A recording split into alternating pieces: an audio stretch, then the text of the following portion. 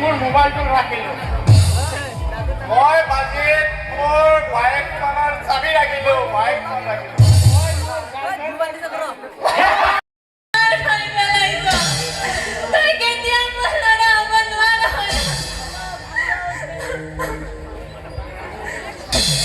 সেই বাদ দি কান্দা কান্দি সেই মই মালহে খাই আছোঁ মোৰ জীৱনটো নষ্ট হোৱা নাই দে বাদ দি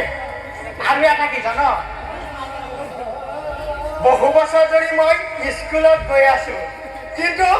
এইটোৰ নিচিনা মজা পোৱা নাই আৰু